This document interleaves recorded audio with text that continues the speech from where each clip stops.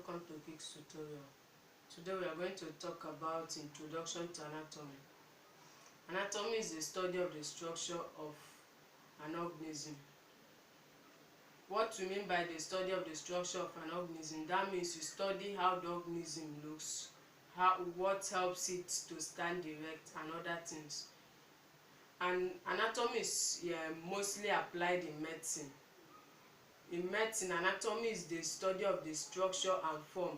So here in medicine, you're not only studying the structure, but you're studying how the process it passes through to perform that particular duty.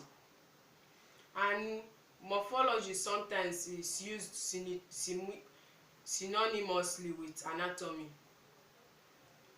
but morphology is used for comparative anatomy. Morphology for comparative anatomy, that is to compare the differences between species of organisms. And you can study anatomy at 3 different levels, which are the developmental level, that means the organism is still forming. And we also study it at the macroscopic level, that means you can see the structure or the cell you want to the structure you want to study with your normal eyes. We can also study it at the microscopic level, whereby you need a microscope to view this, and sometimes you need a dye to stain it. Anatomy has various branches, and one of the branches is cytology. Cytology here is the study of the structure and function of cells. And you may ask, how are these cells gotten? These cells are gotten by either scraping and other techniques. And after scraping this the organ, how do we study these cells? Because we know that cells are microscopic. So now you either dye it or you use a microscope. If the tissue needs dyeing for it to see the cell on a microscope, you dye it, and some tissues don't need dyes. Then we go to another branch of anatomy called histology. Histology is the branch of anatomy that deals with the study of the tissues, the study of the structures of the tissues. So here you can see that histology mainly deals with the tissues of an organism. So here you will ask, how are these tissues gotten? These tissues are also gotten by scraping, and they are viewed under microscope. And this here in histology, you need to dye it by force. So we also have another branch of anatomy called embryology.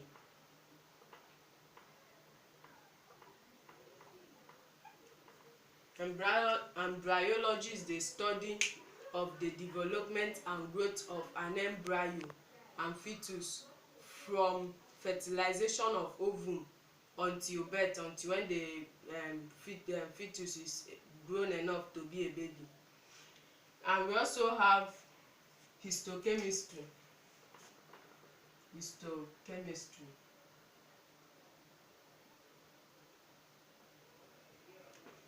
Histo-chemistry is the branch of anatomy that deals with the study of the identification and distribution of chemicals within and between the cells. So histochemistry mainly deals with which kind of chemical is in this cell that helps it perform this function, and which kind of chemical brings these cells together to make them peculiar. And we also have physical anthropology.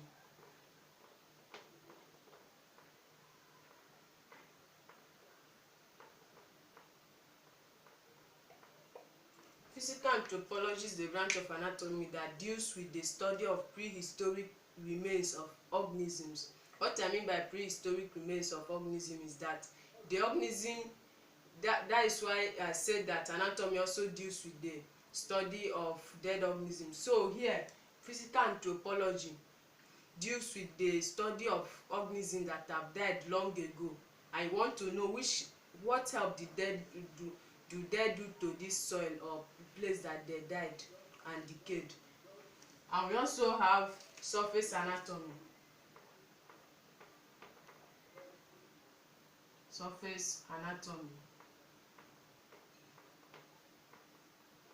Surface anatomy, as the name implies, it deals with the relationship between the deeper structures of the body to the skin. What I mean by that is that it studies how does this bone attach to the skin to make the skin not fall off. And we also have gross anatomy.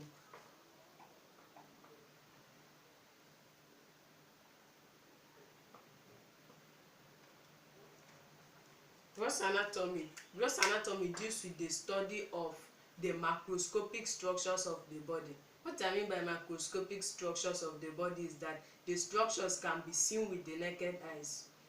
So with this, we have concluded the branches of anatomy.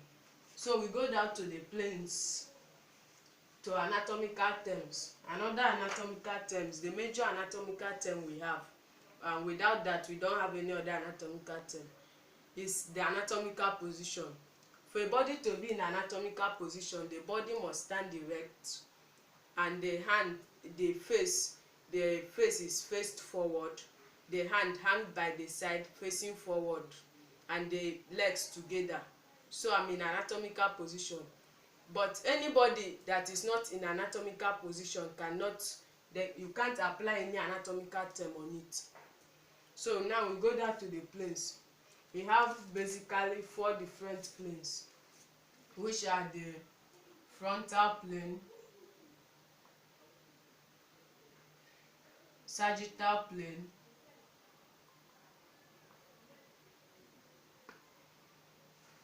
transverse plane,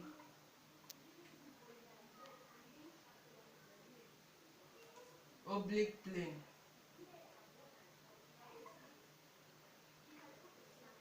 Frontal plane is a sideways cut.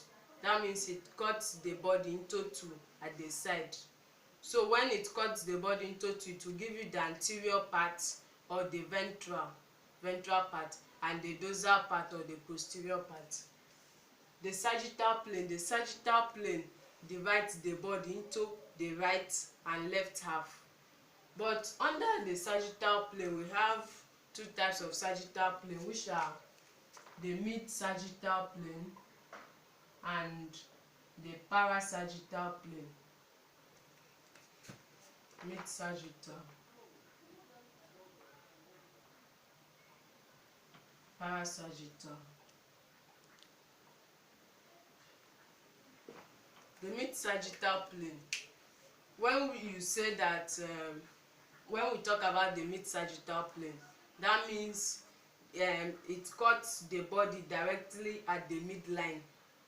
But when we talk about the parasagittal plane, it may be a cm away from the midline, or even it may cut the body here, or it can cut the body just like a cm away from the midline. We call it parasagittal. Then we go to the transverse plane. The transverse plane is a horizontal cut.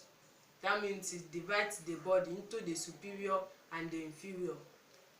And we have the oblique plane. The oblique plane is a diagonal cut.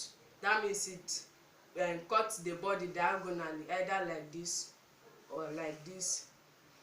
And with this, we have talked about the planes, and we talked about anatomy as the study of the structure of the human body in medicine.